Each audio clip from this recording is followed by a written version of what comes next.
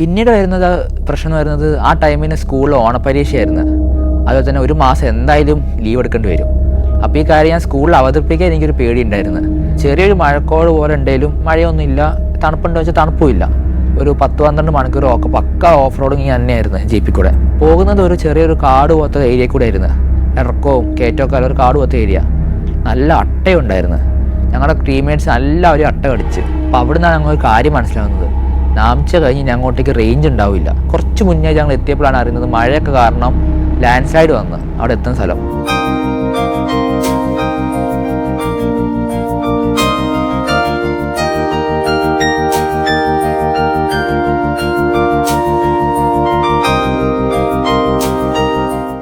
Hi, എൻ്റെ പേര് അബിൻ ബാബു.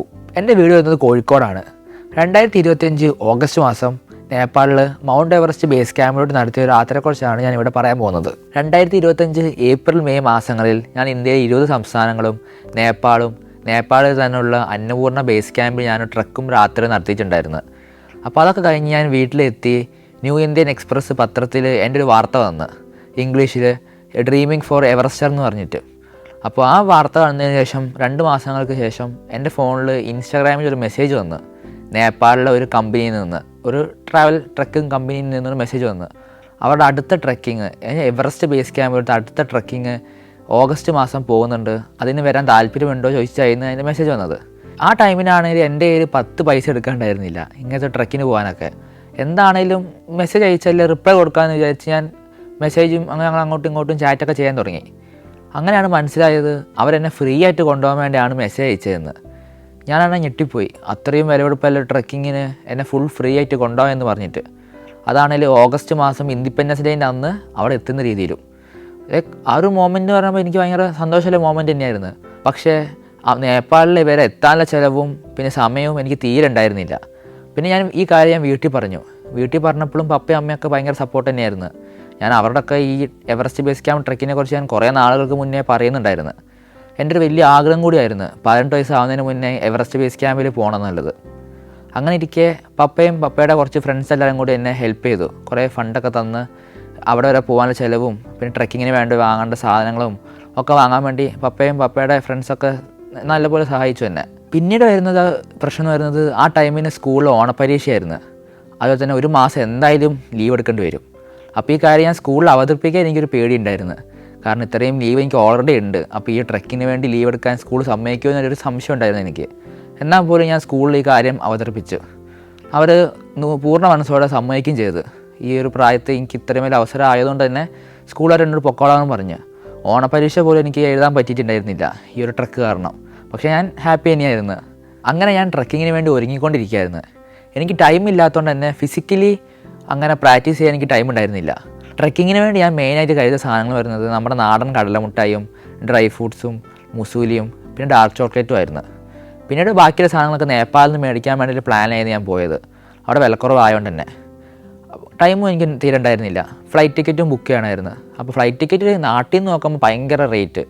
ഞാൻ എന്താക്കി ബാംഗ്ലൂരിൽ നിന്ന് ഇന്ത്യ ബോർഡർ ഗോരഖ്പൂർ വരെ ഫ്ലൈറ്റ് ടിക്കറ്റ് നോക്കി. അതെനിക്ക് 4500 രൂപയ്ക്ക് കിട്ടി. അങ്ങനെ അത് ഞാൻ ബുക്ക് ചെയ്ത്. അങ്ങനെ ഓഗസ്റ്റ് 1 എൻ്റെ യാത്ര തുടങ്ങി. വീട്ടിൽ ഞാൻ ബാഗൊക്കെ പാക്ക് ചെയ്ത് ഇറങ്ങി ബസ് പിടിച്ച് നേരെ ബാംഗ്ലൂരിലോട്ട്. പിറ്റേ ദിവസം രാവിലെ ഞാൻ ബാംഗ്ലൂർ എത്തി. അന്നത്തെ ദിവസം ഞാൻ എൻ്റെ ഫ്രണ്ടിൻ്റെ വീട്ടിൽ തങ്ങി. അതിന് പിറ്റേ ദിവസം എന്ന് വെച്ചാൽ ഓഗസ്റ്റ് 3 ആയിരുന്നു എൻ്റെ ഫ്ലൈറ്റ് നേപ്പാളിലേക്കല്ലേ. അങ്ങനെ ഞാൻ എയർപോർട്ടിൽ പോയി. നേരത്തെ എത്തി ഞാൻ എയർപോർട്ട്. അപ്പോൾ ഫുഡൊന്നും കഴിച്ചിട്ടുണ്ടായിരുന്നില്ല. പിന്നെ എയർപോർട്ടിൽ തന്നെ ഇരുന്ന് ഫ്ലൈറ്റിന് ടൈമായി ഫ്ലൈറ്റിൽ കയറിയപ്പോൾ എനിക്ക് നല്ല വിശപ്പുണ്ടായിരുന്നു. അപ്പം ഹെയർ ഹോസ്റ്റസ് ആയിട്ടുണ്ടായിരുന്നത് ഒരു മലയാളി ചെക്കനും പിന്നെ 3 ചേച്ചിമാരുമായിരുന്നു, നോർത്ത് ഇന്ത്യൻസ് അല്ലേ. അപ്പോൾ ഞാൻ അവരോട് ചോദിച്ചു, ഞാനൊന്നും കഴിച്ചില്ല, ഇവിടെ ഫ്ലൈറ്റിൻ്റെ അകത്ത് വില കുറച്ചല്ല എന്താ അല്ലേന്ന് ചോദിച്ചു. അവർ പറഞ്ഞ് സ്റ്റാർട്ടിങ് എന്നെ കൊക്കോക്കോളയാണ്, അതിന് 150 രൂപയാന്ന് പറഞ്ഞ്. അത് കേട്ടപ്പോഴേ എൻ്റെ കിളി പോയി. പിന്നീട് ഞാൻ ഓക്കെ എന്നാൽ ശരി അങ്ങനെ ഒരു മൈൻഡിലിരുന്ന്. പിന്നെ ആ എയർ ഹോസ്റ്റസ് എന്നോട് ചോദിച്ചു ഫുഡൊന്നും കഴിച്ചില്ലേ, ഫണ്ടില്ലേ അങ്ങനെയൊക്കെ ചോദിച്ചു. ഞാൻ പറഞ്ഞു ഇല്ല, ഫുഡ് കഴിക്കാൻ പറ്റിയില്ല, ടൈം കിട്ടിയില്ല, പിന്നെ ഇത് ഭയങ്കര അഫോർഡബിൾ അല്ല അങ്ങനെയൊക്കെ പറഞ്ഞ്. അത് കഴിഞ്ഞ് ആ എയർ ഹോസ്റ്റസ് പോയി. പിന്നീട് 10 മിനിറ്റ് കഴിഞ്ഞപ്പോൾ എയർ ഹോസ്റ്റസിൻ്റെ ലഞ്ച് എനിക്ക് കൊണ്ടുവന്ന്. ഞാൻ ഞെട്ടിപ്പോയി. വലിയൊരു ലഞ്ച് തന്നെയായിരുന്നു. അവരുടെ ഡാർക്ക് ചോക്ലേറ്റും അവരുടെ തന്നെ എന്തോ സ്പെഷ്യൽ ഫുഡും കാര്യങ്ങളൊക്കെ. അപ്പോൾ പുള്ളിക്കാരി എന്നോട് പറഞ്ഞ് ആരോടും പറയണ്ട, ഫുഡ് കഴിച്ചോ, ഇനിയും കുറേ രാത്രി ചെയ്യാനുള്ളല്ലേ അങ്ങനെ പറഞ്ഞ് എനിക്ക് അവരുടെ ഫുഡ് തന്നു. ഞാനത് സന്തോഷപൂർവ്വം കഴിക്കുകയും ചെയ്തു. പിന്നീട് ആ ഹെയർ ഹോസ്റ്റസ് ആയിട്ട് നല്ല കമ്പനിയായി. ഗോരഖ്പൂർ എത്തുന്നോളം വരെ ഒരു മലയാളി പയ്യനുണ്ടായിരുന്നു. മലയാളി മീൻസ് ബോംബെയിൽ ബോൺ ബോട്ടപ്പ് ചെയ്ത ഒരു മലയാളിയായിരുന്ന പയ്യൻ. ഞങ്ങളെല്ലാവരും നല്ല വർത്താനൊക്കെ പറഞ്ഞ് നല്ല കമ്പനിയൊക്കെ അടിച്ച് അങ്ങനെ അവസാനം ഗോരഖ്പൂർ എത്തി. അവരുടെ അപ്പോൾ ഫോട്ടോ ഒക്കെ എടുത്ത് അവരെനിക്ക് ചെറിയൊരു താങ്ക്സ് കാർഡ് തന്ന്, to Ebin Babu, thank you for choosing Akshaya air with us എന്നൊക്കെ പറഞ്ഞിട്ട് അത് ഞാൻ പൈലറ്റിനൊക്കെ കണ്ട് സംസാരിച്ച് നല്ലൊരു എക്സ്പീരിയൻസ് തന്നെയായിരുന്നു എനിക്ക് ആ ഒരു ഫ്ലൈറ്റ് യാത്ര. ഒരിക്കലും മറക്കാത്തൊരു യാത്ര തന്നെയായിരുന്നത്. പിന്നീട് ഞാൻ ഗോരഖ്പൂർ എയർപോർട്ടിൽ ഇറങ്ങി. അവിടുന്ന് നേരെ ഇന്ത്യ സൊനോളി ബോർഡറിൽ പോയി, നേപ്പാൾ ഇന്ത്യ ബോർഡറിൽ. അവിടുന്ന് ഞാൻ ബസ് പിടിച്ചു നേരെ നേപ്പാളിലോട്ട്. 12 മണിക്കൂറാണ് അവിടുന്ന് നേപ്പാളിലേക്കുള്ള യാത്രാ സമയം വരുന്നത്. പിറ്റേ ദിവസം രാവിലെ ഓഗസ്റ്റ് 4 മോർണിംഗ് ഞാൻ നേപ്പാളിലെത്തി, കാഠ്മണ്ഡുവിൽ. നേപ്പാൾ എത്തിയ ഉടനെ ഞാൻ ചെയ്തത് സിം എടുക്കുക തന്നെയായിരുന്നു. നേപ്പാളിലെ സിം എടുത്ത് എന്നെ വിളിച്ച ട്രാവൽ കമ്പനിയെ ഞാൻ വിളിച്ചു പറഞ്ഞു. അവരെനിക്ക് ലൊക്കേഷൻ അയച്ചു തന്നു. കാഠ്മണ്ഡുവിൽ തന്നെ തമിഴ് മാർക്കറ്റിലായിരുന്നു എൻ്റെ സ്റ്റേ വരുന്നത്. കാഠ്മണ്ഡുവിൽ തന്നെ ഒരു ഹൃദയ ഭാഗം കൂടിയാണ് ഈ തമിഴ് മാർക്കറ്റ്. ഞാൻ അവിടെ പോയി എൻ്റെ ഗൈഡ് നർബിനെ കണ്ടു, സംസാരിച്ച് എനിക്ക് റൂമൊക്കെ തന്ന് ഫ്രഷപ്പൊക്കെ ആയി. ട്രക്ക് സ്റ്റാർട്ട് ചെയ്യുന്നത് പിറ്റേ ദിവസമായിരുന്നു. അപ്പോൾ അന്നത്തെ ദിവസം ഫുൾ കാഠ്മണ്ഡു തന്നെ നമുക്ക് സ്പെൻഡ് ചെയ്യാം. അപ്പോൾ അന്നത്തെ എൻ്റെ മെയിൻ പ്ലാൻ എന്ന് പറയുന്നത് എനിക്ക് ട്രക്കിങ്ങിന് വേണ്ട സാധനങ്ങൾ മേടിക്കുക എന്നായിരുന്നു. വൈകുന്നേരമൊക്കെ ആയപ്പോൾ ഞാൻ തമിഴ് മാർക്കറ്റിലോട്ട് ഇറങ്ങി. തമിഴ് മാർക്കറ്റ് വരുന്നത് നല്ല ട്രക്കിംഗ് ഐറ്റംസ് നമുക്ക് നല്ല വിലക്കുറവ് കിട്ടും ചെയ്യും. അതുപോലെ തന്നെ നല്ലൊരു നൈറ്റ് ലൈഫ് ഉള്ളൊരു മാർക്കറ്റും കൂടിയാണ് ഈ തമിഴ് മാർക്കറ്റ്. വൈകുന്നേരമൊക്കെ ആയി. അതുപോലെ തന്നെ എൻ്റെ കൂടെ വരുന്ന ബാച്ചിലെ കുറേ ആൾക്കാരും ഓൾറെഡി വന്നിട്ടുണ്ടായിരുന്നു. ഇനിയും ആൾക്കാർ വരാനും ഉണ്ട്. ഞാൻ പോയി എനിക്ക് മെയിനായിട്ട് മേടിക്കുന്ന സാധനം വരുന്നത് ട്രക്കിംഗ് പോളായിരുന്നു. 2 ട്രക്കിംഗ് പോള്, അതുപോലെ തന്നെ സൺഗ്ലാസ്, പിന്നെ ഒരു ട്രക്കിംഗ് പാൻറ്റ്. ഇത്രയും സാധനങ്ങൾ മാത്രമായിരുന്നു എനിക്ക് മെയിനായിട്ട് മേടിക്കാണ്ടായിരുന്നത്. ബാക്കിക്ക് ഞാൻ നാട്ടിൽ നിന്ന് കൊണ്ടുവന്നിട്ടുണ്ടായിരുന്നു. ഇത് 3 മേടിച്ച് ഞാൻ എൻ്റെ ഹോം സ്റ്റേ തന്നെ എത്തി. അങ്ങനെ റൂമിലെത്തി. എൻ്റെ ടീമിലെല്ലാം 16 പേര് ഞങ്ങൾ പരിചയപ്പെടുമായിരുന്നു. അതിലൊരാൾ മാത്രമായിരുന്നു മലയാളി ആയിട്ടുണ്ടായിരുന്നത്. നാസിൻ എന്നാണ് അവൻ്റെ പേര്. അവൻ്റെ വീട് വരുന്നത് കണ്ണൂരായിരുന്നു. അവൻ വന്നത് എൻ്റെ വീഡിയോ കണ്ടിട്ടും കൂടിയായിരുന്നു. അവൻ കൂടി ഉള്ളതുകൊണ്ട് എനിക്ക് കൂട്ടുമായി മലയാളിയായിട്ട് ഈ 15 ദിവസമൊക്കെ ട്രക്കിങ്ങിന് വേണ്ടി. പിന്നെ ബാക്കി ഫുള്ളും നോർത്ത് ഇന്ത്യൻസ് ആയിരുന്നു. ഞങ്ങളുടെ ട്രക്ക് സ്റ്റാർട്ട് ചെയ്യുന്നത് ശരിക്കും കാഠ്മണ്ഡു ടു ലുക്ല ഫ്ലൈറ്റിൽ പോയിട്ട് തന്നെയായിരുന്നു. ലോകത്തിലെ ഏറ്റവും അപകടം നിറഞ്ഞ എയർപോർട്ടിൽ എന്ന് പറഞ്ഞാൽ ലുക്ല എയർപോർട്ടിലോട്ട്. പക്ഷെ അന്നത്തെ ദിവസം വെതർ തീരെ നല്ലതല്ലാത്തതുകൊണ്ട് ഫ്ലൈറ്റ് ക്യാൻസൽ ആക്കിയിട്ടുണ്ടായിരുന്നു. പിന്നെ കാഠ്മണ്ഡു തന്നെ സ്പെൻഡ് ചെയ്യുന്നത് ഞങ്ങളെല്ലാവരും ടൈമും വേസ്റ്റ് ആവുന്നതുകൊണ്ട് തന്നെ ഞങ്ങളെല്ലാവരും ബൈ റോഡ് പോകാൻ ചൂസ് ചെയ്ത്. അങ്ങനെ ഓഗസ്റ്റ് 5 മോർണിംഗ് വെളുപ്പിനെ ഞങ്ങൾ 2 മണിക്ക് എല്ലാവരും എണീറ്റ് ബാഗൊക്കെ പാക്ക് ചെയ്ത് റെഡിയായി ബസ് പിടിച്ചു. കാഠ്മണ്ഡുവിൽ നിന്ന് നേരെ ഫാഫ്ലു വില്ലേജിലോട്ട്. ഏകദേശം ഒരു 15-16 മണിക്കൂറിനടുത്ത് യാത്ര തന്നെയായിരുന്നു. ഫുൾ ഓഫ് റോഡിൽ കൂടെയും ഹില്ലിൽ കൂടെ അല്ല റേഞ്ചിലൂടെയൊക്കെ. വൈകുന്നേരം ഒരു 6 മണി 6:30 ആയപ്പോൾ ഞങ്ങൾ ഫാഫ്ലു വില്ലേജ് എത്തി. ഈ ഫാഫ്ലു എന്ന് പറഞ്ഞ വില്ലേജ് ഞാൻ ആദ്യമായിട്ടാണ് കേൾക്കുന്നതും കാണുന്നതും. ഒരു എക്സ്പെക്റ്റേഷൻ ഇല്ലാതെ ആ വില്ലേജ് എത്തിയപാടെ ഞങ്ങൾ ഞെട്ടിപ്പോയി. അതിമനോഹരമായൊരു വില്ലേജ് തന്നെയായിരുന്നു ഫാഫ്ലു വില്ലേജ്. ചെറിയൊരു വില്ലേജ് ആണെങ്കിൽ പോലും എന്തൊക്കെയോ ഒരു പ്രത്യേക ഭംഗി തന്നെയായിരുന്നു അവിടെ കാണാൻ വേണ്ടി തന്നെ. വൈകുന്നേരം ആയതുകൊണ്ട് തന്നെ ഞങ്ങൾ നല്ല അടിപൊളി സൺസെറ്റ് കിട്ടി അവിടെ എത്തിയപാടെ. തൊട്ടടുത്ത് തന്നെ ചെറിയൊരു എയർപോർട്ട് ഉണ്ടായിരുന്നു, ഫാഫ്ലു എയർപോർട്ട് എന്ന് പറഞ്ഞിട്ട്. ഈ ഫാഫ്ലു എയർപോർട്ട് എന്ന് പറയുന്നത് നേപ്പാളിലെ 8ാമത്തെ ഏറ്റവും ചെറിയ എയർപോർട്ടായിരുന്നു. അതുപോലെ തന്നെ നേപ്പാളിലെ തന്നെ 9ാമത്തെ ഏറ്റവും അപകടം നിറഞ്ഞ എയർപോർട്ടുമായിരുന്നു ഈ ഫാഫ്ലു എയർപോർട്ട്. ഞങ്ങളുടെ പോയപ്പോൾ 2 ഹെലികോപ്റ്റർ മാത്രം അവിടെ പാർക്ക് ചെയ്ത് വെച്ചേക്കുന്നത് മാത്രമേ കണ്ടുള്ളൂ. അതിൻ്റെ അകത്തോട്ട് കയറാനൊന്നും പറ്റില്ല, നമുക്കിതിന് പുറത്തുനിന്ന് ഇങ്ങനെ കാണാം. പിന്നെ ഞങ്ങൾ ഞങ്ങളുടെ റൂമിൽ പോയി സ്റ്റേ ഒക്കെ അടിച്ച് ടീമേറ്റ്സൊക്കെ നല്ല പരിചയപ്പെട്ട് പിറ്റേ ദിവസം രാവിലെയാണ് ഞങ്ങൾ ട്രക്ക് സ്റ്റാർട്ട് ചെയ്യുന്നത്. ഇനി അങ്ങോട്ട് ജീപ്പ് ട്രക്കിംഗ് ആണ്. ക്ലൈമറ്റ് നല്ലൊരു പ്ലസൻറ്റ് ക്ലൈമറ്റ് തന്നെയായിരുന്നു. ചെറിയൊരു മഴക്കോട് പോലെ ഉണ്ടെങ്കിലും മഴയൊന്നുമില്ല, തണുപ്പുണ്ടോ വെച്ചാൽ തണുപ്പുമില്ല. അങ്ങനെ ഞങ്ങളെല്ലാവരും ജീപ്പിലൊക്കെ കയറി പാട്ടൊക്കെ ഇട്ട് ഒരു 10-12 മണിക്കൂർ ഒക്കെ പക്ക ഓഫ് റോഡിങ് തന്നെയായിരുന്നു ജീപ്പിൽ കൂടെ. ഞങ്ങൾ ട്രക്കിങ് തന്നെയായിരുന്നു, ഒരു ഉച്ച വരെ ജീപ്പ് ട്രക്കിങ് തന്നെ. നല്ല ഓഫ് റോഡ് കഴിഞ്ഞാൽ നല്ല ഓഫ് റോഡ്. മുന്നിലോ സൈഡിലോ അല്ല ഇരിക്കുന്നതെങ്കിൽ കുലുങ്ങി ഒരു പരമാകുമെന്ന് ഉറപ്പാണ്. അങ്ങനെ ഉച്ചയായി. ലഞ്ച് കഴിക്കാൻ വേണ്ടി ഒരു സ്ഥലത്താണ് വണ്ടി നിർത്തി. അങ്ങനെ ലഞ്ചൊക്കെ കഴിച്ച് തിരിച്ച് വണ്ടി കയറാൻ നേരത്ത് ഒരു മലയാളിയെ ഞങ്ങൾ കണ്ട് അപ്രത്യക്ഷമായിട്ട്. ഏത് കാട്ടുമുക്കി പോയാലും ഒരു മലയാളിയെ കാണുന്നു പറയുന്നത് സത്യം തന്നെയായിരുന്നു. ആ മലയാളി ഒറ്റയ്ക്കായിരുന്നു വന്നത്, ഒരു പാക്കേജ് എടുക്കാതെ ഒറ്റയ്ക്ക് ട്രക്ക് ചെയ്യാൻ വേണ്ടി. പക്ഷേ പുള്ളിയുടെ സംസാരമൊക്കെ കേട്ട് ഞങ്ങൾക്ക് ഭയങ്കര ഒരു സിമ്പതി തോന്നിപ്പോയി. കാരണം ഒരു പ്ലാനും ഇല്ല, വലിയൊരു ലഗേജും ഉണ്ട്, പുള്ളിയുടെ കയ്യിൽ അധികം ഫണ്ടും ഇല്ല. അപ്പോൾ ഞാൻ പറഞ്ഞു ഞങ്ങളുടെ കൂടെ കൂടിക്കുകയോ, ഇത്രയും ഫണ്ടില്ലാത്തതുകൊണ്ട് തന്നെ റിസ്ക് ആണ്, എവറസ്റ്റ് ബേസ് ക്യാമ്പ് അല്ലേ എന്നൊക്കെ പറഞ്ഞ്. പുള്ളിക്കാണ് വലിയ താല്പര്യം ഉണ്ടായിരുന്നില്ല. പിന്നെ ഞങ്ങൾ വഴി വെച്ച് കാണാമെന്ന രീതിയിൽ ഫോൺ നമ്പറൊക്കെ അങ്ങോട്ടും ഇങ്ങോട്ടും പരസ്പരം കൈമാറി കാണാമെന്ന രീതിയിൽ ഞങ്ങളുടെ രാത്രി മുന്നോട്ട് പോയി. പിന്നീട് വൈകുന്നേരമൊക്കെ ആയപ്പം ഞങ്ങൾ സ്ഥലത്ത് എത്തുന്നത് കുറച്ച് മുന്നേ ഞങ്ങൾ എത്തിയപ്പോഴാണ് അറിയുന്നത് മഴയൊക്കെ കാരണം ലാൻഡ് സ്ലൈഡ് വന്ന് അവിടെ എത്തുന്ന സ്ഥലം. അപ്പോൾ ഇനി അങ്ങോട്ടേക്ക് നടക്കണം, ഒരു 2 മണിക്കൂറോളം നടന്നാൽ മാത്രമേ ഞങ്ങളുടെ ഹോം സ്റ്റേ എത്തുള്ളൂ. ലാൻഡ് സ്ലൈഡും ആണ്, അതുപോലെ തന്നെ നല്ല മഴയും കൂടെ ആയിരുന്നു വൈകുന്നേരം. അപ്പോൾ അപ്രത്യക്ഷമായിട്ട് ഞങ്ങൾ ഇന്ന് വൈകുന്നേരം ട്രക്ക് ചെയ്യേണ്ടി വന്നു. ഞങ്ങൾ ആരും റെഡി ആയിരുന്നില്ല, ഡ്രസ്സും കാര്യങ്ങളൊക്കെ ബാഗിലായിരുന്നു. 2 ദിവസമൊക്കെ ട്രക്കില്ല എന്ന് പറഞ്ഞിട്ടായിരുന്നു ഞങ്ങൾ വണ്ടിയിൽ കയറിയത്.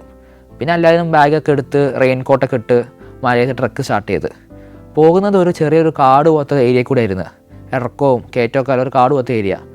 അങ്ങനെ മഴയും കൂടി ആയതുകൊണ്ടും ലൈറ്റും കുറവാണ്. വൈകുന്നേരമൊക്കെ ആയി. അപ്പോൾ രാത്രി വന്ന മുന്നേ ഞങ്ങളവിടെ ഹോം സ്റ്റേ എത്തുകയും ചെയ്യണമായിരുന്നു. നല്ല അട്ടയുണ്ടായിരുന്നു. ഞങ്ങളുടെ ടീംമേറ്റ്സ് എല്ലാവരും അട്ട കടിച്ച്.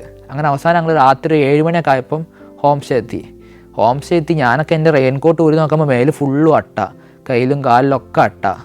ഒക്കെ എങ്ങനെയോ അവിടുത്തെ ഹോം സ്റ്റേത്തെ ബായി ഉപ്പൊക്കെ തേച്ച് ആ അട്ടേനെ മൊത്തം അങ്ങ് ഒഴിവാക്കി. അങ്ങനെ അന്നത്തെ നൈറ്റാണ് ഞങ്ങൾക്ക് അടിപൊളി ഡിന്നറും കിട്ടി. അവിടുത്തെ ബായി തന്നെ ഉണ്ടാക്കുന്ന ബീഫ് പോലത്തെ സാധനം ഞങ്ങൾക്ക് തന്ന്. ശരിക്കും നേപ്പാളിലും നോർത്ത് ഇന്ത്യയിലൊക്കെ ബീഫ് അലൗഡ് അല്ല. പക്ഷെ അവിടെ ഒരു ബീഫിന് പറയുന്നത് ബഫ് എന്നാണ്. ബീഫ് എന്നൊക്കെ അവിടെ തല്ലി കിട്ടും. ഞാൻ ബീഫ് എന്നൊക്കെ പോയി ചോദിച്ച് പിന്നെ അവർ മുഖമൊക്കെ മാറി പിന്നെ ബീഫല്ല ബഫാണ്, ബഫലോയ്ക്കാണ് അവർ പറയുന്നത്. നല്ല ടേസ്റ്റ് തന്നെയായിരുന്നു, നമ്മുടെ നാട്ടിൽ കഴിക്കുന്നത് തന്നെ. അതും കൂട്ടി അവിടുത്തെ ഡാൽബാത്തും കൂട്ടി ഞങ്ങൾ കഴിച്ച് അന്നത്തെ നൈറ്റ് റെസ്റ്റ് എടുത്ത്. Slovenia, Montenegro, Serbia, Panama. സഞ്ചാരം വോളിയം നമ്പർ 13 ഫുൾ HD-യിലുള്ള ഈ അപൂർവ ദൃശ്യയാത്രാ വിവരണ ശേഖരം സ്വന്തമാക്കാൻ 9995444222 എന്ന നമ്പറിലേക്ക് സഞ്ചാരം എന്ന് SMS ചെയ്യൂ.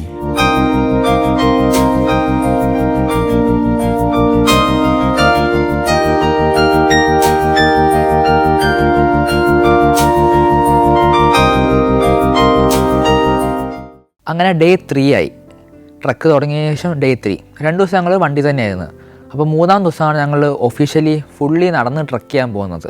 അങ്ങനെ മോർണിംഗ് 6 മണിയൊക്കെ ആയപ്പോൾ എല്ലാവരും എണീറ്റ് ഫ്രഷൊക്കെ ആയി ബാഗ് പാക്ക് ചെയ്ത് മോർണിംഗ് ടീ ഹൗസിൽ നിന്ന് നല്ല കട്ടൻ ചായയും ബിസ്ക്കറ്റും കഴിച്ച് ഞങ്ങൾ ട്രക്ക് ചെയ്യാൻ തുടങ്ങി.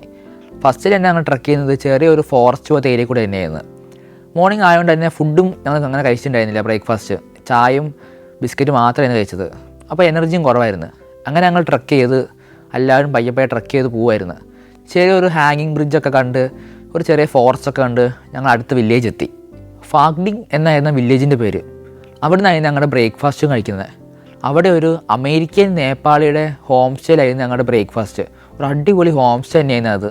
അവിടെ ഞങ്ങൾ രാവിലെ റൊട്ടിയും നമ്മുടെ കടലക്കറി പോലത്തെ കടലക്കറിയും കഴിച്ചാണ് നമ്മൾ ഇനി അടുത്ത ട്രക്ക് സ്റ്റാർട്ട് ചെയ്യുന്നത്.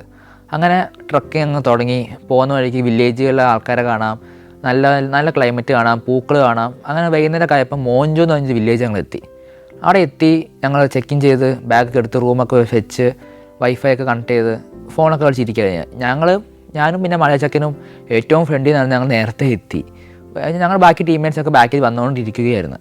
പിന്നെ എത്തി നൈറ്റൊക്കെ ആയി വാമപ്പൊക്കെ ചെയ്ത് എല്ലാവരും പോയി കടന്നുറങ്ങുകയൊക്കെ ചെയ്ത് പിറ്റേ ദിവസം ആണ് നമ്മുടെ സാഗർമാത നാഷണൽ പാർക്കിലെ പെർമിറ്റിൻ്റെ ഓഫീസും മെയിൻ എൻട്രി പോയിൻ്റൊക്കെ വരുന്നത്.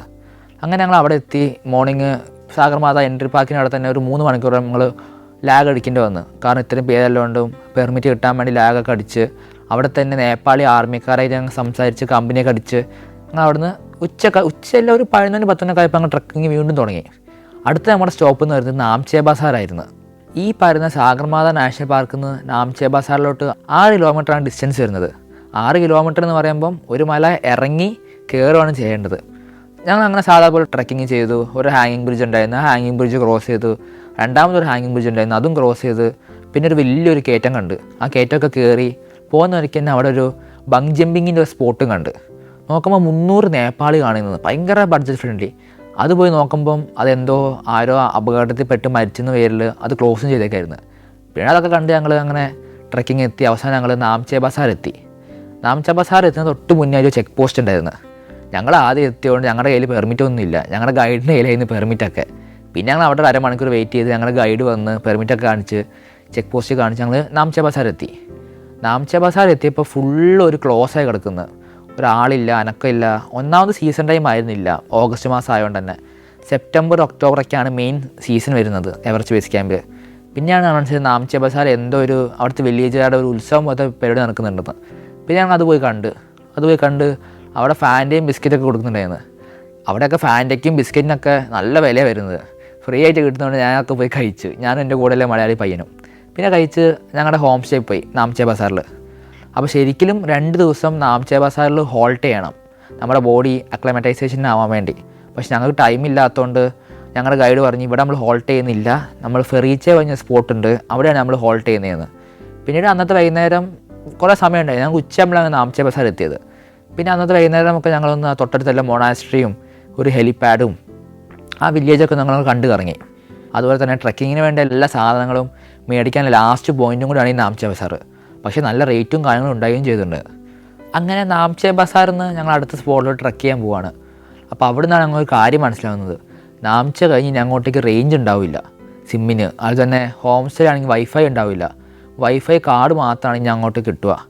അവിടെ എന്തോ ലാൻഡ് സ്ലൈഡ് എന്തോ കാരണം വൈഫൈയുടെ പോസ്റ്റ് ഇടിഞ്ഞു പോയതുകൊണ്ട് കുറച്ച് ദിവസത്തേക്ക് നെറ്റ് ഉണ്ടാവില്ല എന്ന് പറഞ്ഞ്. നമുക്ക് നെറ്റ് വേണമെങ്കിൽ വൈഫൈ കാർഡ് പർച്ചേസ് ചെയ്യണം. ഒരു വൈഫൈ കാർഡാണെങ്കിൽ 1000-1500 നേപ്പാളിയാണ് വരുന്നത്. അത്രയും ഫണ്ട് മുടക്കുന്ന നഷ്ടം കൂടി ആയതുകൊണ്ട് ഞങ്ങളത് വേണ്ടാതെ തന്നെ വെച്ച്. പിന്നെ ട്രക്ക് ചെയ്യാനിടയ്ക്ക് ലാസ്റ്റായിട്ടൊരു പോയിൻ്റ് ഉണ്ട്, അവിടെ നിന്ന് റേഞ്ച് കിട്ടുമെന്ന് പറഞ്ഞ്. അപ്പോൾ അങ്ങനെ ട്രക്ക് ചെയ്ത് കുറച്ച് സ്പോട്ട് എത്തിയപ്പോൾ അവിടെ റേഞ്ച് കിട്ടി. അവർ ഞാൻ വീട്ടിലേക്ക് വിളിച്ച് പറഞ്ഞ്, പപ്പ അമ്മ ഈ റേഞ്ച് ഉണ്ടാവില്ല, ഒരു 10 ദിവസത്തേക്ക് പേടിക്കേണ്ട, ഞാൻ സേഫാണ് അങ്ങനെയൊക്കെ വിളിച്ച് പറഞ്ഞ് അവരൊന്ന് സമാധാനിപ്പിച്ച്. പിന്നെ പോകുന്ന വഴിക്ക് തന്നെയാണ് എവറസ്റ്റ് മ്യൂസിയം പറഞ്ഞൊരു മ്യൂസിയം, ചെറിയൊരു മ്യൂസിയം ആയിരുന്നു. ഞങ്ങൾ മോർണിംഗ് അവിടെ പോയി. ഞങ്ങൾ ടീം മൊത്തം എത്തിയെങ്കിലും സമയമില്ലയെന്ന് പറഞ്ഞിട്ട് അതുപോലെ ആ മ്യൂസിയം ഓപ്പൺ ആവാത്തതുകൊണ്ട് എല്ലാവരും മുന്നോട്ട് പോകാമെന്ന് പറഞ്ഞിരുന്നു. പക്ഷേ എനിക്ക് ഉറപ്പായിരുന്നു ഇനി ഞാനിത് കണ്ടില്ലെങ്കിൽ തിരിച്ചു വരുമ്പോൾ കാണാൻ പറ്റില്ല എന്ന്. പിന്നെ ഞാനും എൻ്റെ കൂടെ വന്ന മലയാളി പയ്യനും പിന്നെ ബോംബെയിൽ നിന്ന് വന്ന ഒരു കപ്പിളുണ്ടായിരുന്നു, സംയുക്തയും സൂരജും. ഞങ്ങൾ 4 പേര് അവിടെ തന്നെ നിന്ന് റേഞ്ചൊക്കെ കുറച്ച് നേരം ഫോണിലൊക്കെ കളിച്ച് പിന്നെ ആ മ്യൂസിയം അപ്പോഴേക്കും ഓപ്പണായി. ആ മ്യൂസിയത്തിനകത്ത് കയറി. മ്യൂസിയം അങ്ങനെ കാണാനൊന്നുമില്ല. എവറസ്റ്റിനെ കുറിച്ചും പിന്നെ ആ ഗ്രാമവാസികളെ കുറിച്ചും പിന്നെ 14 ബിഗ്സിനെ കുറിച്ച് എഴുതി വെച്ച കുഞ്ഞൊരു മ്യൂസിയം. അതൊക്കെ കണ്ട് അതിൻ്റെ ഫോട്ടോസും വീഡിയോസൊക്കെ എടുത്ത് ഞങ്ങൾ ട്രക്കിങ് സ്റ്റാർട്ട് ചെയ്ത്. ഞങ്ങളിപ്പോൾ ഏറ്റവും ലാസ്റ്റിലായിപ്പോയി. എന്നാലും ഞങ്ങൾക്ക് കുഴപ്പമില്ലാത്തതുകൊണ്ട് തന്നെ ഞങ്ങൾ അങ്ങനെ ട്രക്കിങ് അങ്ങനെ മുന്നോട്ട് പോയി. അതുപോലെ തന്നെ ഓൾട്ടിറ്റ്യൂഡ് നല്ലപോലെ ഇൻക്രീസ് ആയിട്ടുണ്ടായിരുന്നു. 3500-600 ആ റേഞ്ചായിരുന്നു ഓൾട്ടിറ്റ്യൂഡ്. അപ്പോൾ ട്രക്ക് ചെയ്യാൻ നമുക്ക് ചെറിയ രീതിയിൽ പാടുണ്ടായിരുന്നു. ഓക്സിജൻ കുറവിൻ്റെ ഒക്കെ നമ്മൾ അറിയുന്നുണ്ടായിരുന്നു. നല്ലപോലെ വെള്ളമൊക്കെ കുടിച്ച് അങ്ങനെ ട്രക്കിംഗ് ഒക്കെ ചെയ്ത് കുറച്ച് സ്പോട്ട് എത്തിയപ്പം ഞങ്ങൾ ടീംമേറ്റ്സിനെ മൊത്തം കണ്ട്. അവർ രാവിലെ ബ്രേക്ക്ഫാസ്റ്റ് കഴിക്കാൻ വേണ്ടി സ്പോട്ടിലിരിക്കുകയായിരുന്നു. എന്തോ പരിപാടി കാരണം അവിടെ ബ്രേക്ക്ഫാസ്റ്റ് സ്പോട്ടൊന്നും അവൈലബിളും ആയിരുന്നില്ല. പിന്നെ അവിടെ ഞങ്ങൾ ബിസ്ക്കറ്റും ചായയും അങ്ങനത്തെ ഒക്കെ കഴിച്ച് ഞങ്ങളുടെ കയ്യിലുള്ള നട്ട്സും പിന്നെ ഡ്രൈ ഫ്രൂട്ട്സൊക്കെ കഴിച്ച് ഞങ്ങൾ ട്രക്കിങ് അങ്ങനെ തന്നെ സ്റ്റാർട്ട് ചെയ്തു പോയി. പിന്നെ അങ്ങനെ പോയി കുറച്ച് ദൂരം കഴിയുമ്പം കുറച്ച് ദൂരെ നിന്ന് ഞങ്ങളൊരു ആട് പോലത്തെ സാധനത്തിനെ കണ്ട്. അതാണ് ഹിമാലയൻ താർ. അങ്ങനെ ഹിമാലയൻ താറിനെ കണ്ട അത്ഭുതത്തിൽ ഞങ്ങളെല്ലാവരും പയ്യെ അതിൻ്റെ അടുത്തോട്ട് പോയി. കാരണം ഞങ്ങൾ അടുത്തെത്തി അത് ഓടിപ്പോകുന്ന ഉറപ്പായിരുന്നു. പയ്യെ പോയി അതിൻ്റെ കുറേ ഫോട്ടോസും വീഡിയോസൊക്കെ എടുത്ത് അതിൻ്റെ അടുത്തൊക്കെ കുറേ നേരം സ്പെൻഡ് ചെയ്ത്. അടുത്തെത്തുമ്പം അതും മലയെ കയറി പോകുന്നുണ്ട്. അതൊക്കെ മല കയറുന്ന കണ്ടാൽ നമുക്ക് അത്ഭുതം തോന്നും. ഒരു ഗ്രാവിറ്റേഷൻ ഫോഴ്സ് പോലും ഇല്ലാതെയാണ് അതൊക്കെ മല കയറി പോകുന്നത്. അങ്ങനെ അതിൻ്റെ ഫോട്ടോസും വീഡിയോസൊക്കെ കുറേ എടുത്ത് ഞങ്ങളുടെ ഒപ്പം ബാക്കിൽ തന്നെയാണ് നമ്മുടെ പോട്ടർമാരും വരുന്നത്. 3 പോട്ടർമാരാണ് ഞങ്ങളുടെ ഒപ്പം ഉണ്ടായിരുന്നത്. ആ 3 പോട്ടർമാർ ഞങ്ങൾക്ക് ഗൈഡ് പോലെ തന്നെയായിരുന്നു. ഗൈഡിനെ കണ്ടില്ലെങ്കിൽ ഞങ്ങളുടെ അടുത്ത ഗൈഡ് പറയുന്നത് ഈ 3 പോട്ടർമാർ തന്നെയായിരുന്നു. ഞങ്ങൾ അവരുടെ ഒപ്പമൊക്കെ ട്രക്ക് ചെയ്ത് അവരാണ് നല്ല അടിപൊളി വൈബുമായിരുന്നു ഞങ്ങളുടെ ഈ പോട്ടർമാർ. അങ്ങനെ ഞങ്ങളുടെ അടുത്ത ലഞ്ച് സ്പോട്ട് എത്തി. ലഞ്ച് ഡാൽബാത്ത് തന്നെയായിരുന്നു. അവിടെ നോൺ വെജ് ഒന്നും നാംചയ്ക്ക് ശേഷം നോൺ വെജ് അങ്ങനെ കിട്ടത്തില്ല. പക്ഷേ എന്നാൽ കിട്ടും, നല്ല ഫുഡ് ഐറ്റംസൊക്കെ എവറസ്റ്റ് ബേസ് ക്യാമ്പ് ട്രക്കിങ് അലൗഡാണ്, കിട്ടുകയൊക്കെ ചെയ്യും. പക്ഷെ നല്ല റേറ്റും ഉണ്ട്. പിന്നെ ചിക്കൻ എന്നൊക്കെ പറയുന്നത് ഫ്രോസൺ ചിക്കനാണ്. അപ്പോൾ എല്ലാവരും പ്രിഫർ ചെയ്യുന്ന വെജാണ്. മെയിൻ ഫുഡ് വരുന്നത് അവിടുത്തെ ഡാൽബാത്താണ്. പരിപ്പ്, ചോറ്, പപ്പടം. അത് അൺലിമിറ്റഡ് ആണ് ഈ ചോറും കറിയൊക്കെ. അപ്പം പരിപ്പും ചോറൊന്നും നമുക്കങ്ങനെ ഇഷ്ടമല്ലാത്തതുകൊണ്ടും കഴിച്ചാൽ വേറെ വഴിയില്ല. പക്ഷെ നല്ല എനർജി കിട്ടുന്ന സാധനം കൊണ്ടാണ് ഈ ഡാൽബാത്ത്. അങ്ങനെ ഉച്ചയ്ക്ക് അങ്ങ് ഡാൽബാത്തൊക്കെ കഴിച്ച് വീണ്ടും അങ്ങ് ട്രക്ക് സ്റ്റാർട്ട് ചെയ്ത്. ഇനി അടുത്ത് പോകേണ്ടത് ചെറിയൊരു ഫോറസ്റ്റ് കൂടെ ആയിരുന്നു. കയറ്റമുള്ളൊരു ഫോറസ്റ്റും കൂടെ ആയിരുന്നു. ഞങ്ങൾ അതിന് ഏറ്റവും ബാക്കിയൊക്കെ ഫ്രണ്ടിലും ആയിരുന്നു നടക്കുന്നത്. ഗൈഡും ഇതേപോലെ പയ്യെ ഹോൾട്ടൊക്കെ ചെയ്ത് ഈ അവിടെ ഇവിടെയൊക്കെ ബില്ലും കാര്യങ്ങളൊക്കെ കൊടുത്ത് അങ്ങനെ വരുന്നുണ്ടായിരുന്നു. ഞങ്ങളുടെ ഗൈഡിൻ്റെ പേര് സിദ്ധാർത്ഥ എന്നായിരുന്നു. എന്നെ വിളിച്ച ആൾ നർബിനാണ്. നർബിൻ ട്രക്കിങ്ങിന് വന്നില്ല, കാഠ്മണ്ഡു നല്ല കാര്യം ചെയ്യുന്നത്. സിദ്ധാർത്ഥായിരുന്നു ഞങ്ങളുടെ ഗൈഡ്. ഞങ്ങൾ ഗൈഡിനെ കുറിച്ച് പറയുകയാണെങ്കിൽ സിദ്ധാർത്ഥ് എവറസ്റ്റ് കയറിയ ഗൈഡാണ്. 2024 തന്നെ ഗൈഡ് ഹെൽപ്പറായിട്ട് എവറസ്റ്റ് കയറിയ ഒരു ഗൈഡും കൂടെയാണ് ഞങ്ങളുടെ ഗൈഡ് വരുന്നത്. പിന്നെ ഞാനും സൂരജും സംയുക്തയും എൻ്റെ ഒപ്പം വന്ന മലയാളി പയ്യനായ നാസിനും ഞങ്ങൾ 4 പേരും പോയി അങ്ങനെ ഒരു മൊണാസ്ട്രി എത്തി. ആ കുംബു റീജിയനിലെ ഏറ്റവും വലിയ മൊണാസ്ട്രി ആയിരുന്നത്. അവിടെ കയറാൻ 300 നേപ്പാളിയാണ് റേറ്റ് വരുന്നത്. 300 നേപ്പാളി കൊടുത്ത് കയറുന്നത് നഷ്ടമാണെന്നാണ് എൻ്റെ കൂടെ ഉണ്ടായിരുന്ന ഒരു 3 പേര് പറഞ്ഞത്. പക്ഷെ അവിടെ വരെ എത്തിയിട്ട് ആ മൊണാസ്ട്രി കാണാതെ പോകുന്നതും നഷ്ടമാണെന്നാണ് എൻ്റെ മൈൻഡും പറഞ്ഞത്. അപ്പോൾ ഞങ്ങൾ വിചാരിച്ചു 2 പേരെ ആദ്യം കയറി നോക്കാം, കാണാനുണ്ടെങ്കിൽ ബാക്കി 2 പേരും കയറാമെന്ന് വിചാരിച്ച്. അങ്ങനെ ഞങ്ങൾ 600 നേപ്പാളി കൊടുത്ത് ആ മൊണാസ്ട്രീൻ്റെ അകത്ത് കയറി. ഞാനും സംയുക്തമായിരുന്നു ആ മൊണാസ്ട്രീൻ്റെ അകത്ത് കയറിയത്. നല്ലൊരു ആംബിയൻസ് തന്നെയാണ് മൊണാസ്ട്രിയിൽ വരുന്നത്. കുറച്ച് മോങ്കും കാര്യങ്ങളൊക്കെ അതിൻ്റെ അകത്തുണ്ടായിരുന്നത്. ഞങ്ങൾ എത്തിയത് വൈകുന്നേരം ടൈം ആയതുകൊണ്ട് തന്നെ അവിടെ മൊണാസ്ട്രിയിൽ മോങ്കുമാരുടെ പ്രയർ നടക്കുന്നുണ്ടായിരുന്നു. അപ്പോൾ ഞങ്ങൾക്കും അത് കാണാൻ അവസരം കിട്ടി. ഞാനും സംയുക്തയും അതിൻ്റെ അകത്ത് കയറി അവിടെ പ്രേരും കാര്യങ്ങളൊക്കെ കണ്ട് നല്ലൊരു വൈബ് തന്നെയായിരുന്നു അതിൻ്റെ അകത്ത്. പിന്നെ പോകാൻ നേരത്ത് അവിടുത്തെ മോങ്കും ചെറിയൊരു പയ്യൻ മോങ്കുണ്ടായിരുന്നു, എൻ്റെയൊക്കെ പ്രായം ഉണ്ടാവുള്ളൂ, ഒരു 15 വയസ്സൊക്കെ അല്ലേ. അവൻ ഞങ്ങൾക്ക് കുറേ ബിസ്ക്കറ്റും കിറ്റ്കാറ്റും അങ്ങനത്തെ മുട്ടായും ഞങ്ങൾക്ക് ഇഷ്ടം പോലെ അങ്ങ് തന്ന്. അവിടെ ആ സാധനത്തൊക്കെ എങ്ങനെ പോയാലും 2000-3000 നേപ്പാൾ ഉണ്ടാവും ഞങ്ങൾ പൈസ കൊടുത്ത് മേടിക്കുകയാണെങ്കിൽ. ഞങ്ങളത് 2 കൈ കൊണ്ടും സന്തോഷത്തോടെ മേടിച്ച് പുറത്തിറങ്ങി. 600 രൂപ കൊടുത്ത് ഞങ്ങൾ കയറിയെങ്കിലും ഞങ്ങൾക്ക് മുതലായി എന്ന് തന്നെ പറയാം, കാരണം അത്രയും ബിസ്ക്കറ്റും കാര്യങ്ങളൊക്കെ കിട്ടിയോണ്ട് തന്നെ. പിന്നെ ഞങ്ങൾ അതൊക്കെ എടുത്ത് ഞങ്ങൾ നമ്മുടെ ഗൈഡിനും കണ്ട് പോകുന്ന വഴിക്ക്. പിന്നെ ഞങ്ങൾ പുറത്തിറങ്ങി. പിന്നെ ഞങ്ങൾ ഞങ്ങളുടെ ഹോം സ്റ്റേട്ട് പോകുമായിരുന്നു. ഒരു ചെറിയൊരു ഫോറസ്റ്റ് കൂടെ ഇറക്കമായിരുന്നത്. ആ ഇറക്കം ഞങ്ങൾ ഇറങ്ങി. ഞങ്ങളങ്ങനെ ഞങ്ങളുടെ ഒരു ചെറിയൊരു വില്ലേജ് സ്ഥലത്തെത്തി. അവിടെയാണ് ഞങ്ങളുടെ ഹോം സ്റ്റേ വരുന്നത്. ഗൈഡ് ഞങ്ങളുടെ ഒപ്പം ഉള്ളതുകൊണ്ട് തന്നെ കറക്റ്റ് ഞങ്ങൾ ഹോം സ്റ്റേയിലോട്ട് പോയി. അവിടെ എത്തിയപ്പോൾ ഞങ്ങൾ മനസ്സിലാവുന്നത് ഞങ്ങൾ ഏറ്റവും ബാക്കിലായതുകൊണ്ട് ഞങ്ങൾ കറക്റ്റ് പോയി ഞങ്ങളുടെ ഹോം സ്റ്റേ തന്നെ എത്തി. പക്ഷേ ഞങ്ങളുടെ കൂട്ടത്തിലൊരു പകുതിയോളം ടീം ഗൈഡില്ലാത്തതുകൊണ്ട് ഏറ്റവും ഫ്രണ്ടിൽ നടന്നിട്ട് വേറെ ഏതൊരു വില്ലേജിൽ എത്തി. അപ്പോൾ അവർക്ക് ഇനി തിരിച്ച് ബാക്കോട് നടക്കുന്നവർക്ക് നഷ്ടമായതുകൊണ്ട് അവർ അവിടെ തന്നെ അവരുടെ സ്വന്തം പൈസ കയ്യിൽ നിന്നിട്ട് അവിടെ സ്റ്റേ അടിച്ച്. ഞങ്ങൾ ഗൈഡിനൊപ്പം അവിടെ ഇവിടെയും സ്റ്റേ അടിച്ച്. പക്ഷേ ഇവിടെ കറണ്ട് ഉണ്ടായിരുന്നില്ല രാത്രി, ഫോണൊന്നും ചാർജ് ചെയ്യാൻ പറ്റില്ലായിരുന്നു. രാത്രി ഞങ്ങളെല്ലാവരും ഞങ്ങളൊരു 6 പേരുണ്ടാവുള്ളായിരിക്കും ഗൈഡ് അടക്കം. അങ്ങനെ നൈറ്റൊക്കെ ആയി, ഞങ്ങൾ റെഡിയായി ഡ്രസ്സൊക്കെ മാറി റൂമിൽ ഞങ്ങളെല്ലാവരും അവിടെ എല്ലാവരും കൂടി ഗ്യാദർ ചെയ്തിരിക്കുന്ന സ്ഥലമുണ്ട്, തീ കൊള്ളാൻ വേണ്ടി, ചൂട് കൊള്ളാൻ വേണ്ടി. ഞങ്ങൾ അതിനെ ചുറ്റൊക്കെ ഇരുന്ന് അങ്ങനെ തമാശയൊക്കെ പറഞ്ഞ് സംസാരിച്ചിരുന്ന് ഞങ്ങൾ കുറച്ച് പേരുള്ളതുകൊണ്ട് തന്നെ നല്ല രസം കൂടെ ആയിരുന്നു. ഇത്രയും 16 പേരിൽ ക്രൗഡ് പോലെ ഫീൽ ചെയ്യാതെ കുറച്ച് പേര് മാത്രം അങ്ങനെ സംസാരിച്ചൊക്കെ ഇരുന്ന്. നൈറ്റിൽ ഫുഡ് ഫ്രൈഡ് റൈസ് ആയിരുന്നു, വെജ് ഫ്രൈഡ് റൈസും കഴിച്ച് പാട്ടൊക്കെ ഇട്ട് ഞങ്ങളെല്ലാവരും ഡാൻസൊക്കെ കളിച്ച്. നമ്മുടെ പോട്ടർമാരൊക്കെ അടിപൊളി വൈബായിരുന്നു, അവരൊപ്പം ഡാൻസൊക്കെ കളിച്ച് വേറെ തന്നെ രസം തന്നെയായിരുന്നു അന്നത്തെ നൈറ്റ്. പിന്നെ പിറ്റേ ദിവസം രാവിലെയായി എണീറ്റ് ഫുഡൊക്കെ കഴിച്ച് ഞങ്ങൾ അങ്ങനെ ട്രെക്കിങ് സ്റ്റാർട്ട് ചെയ്ത്.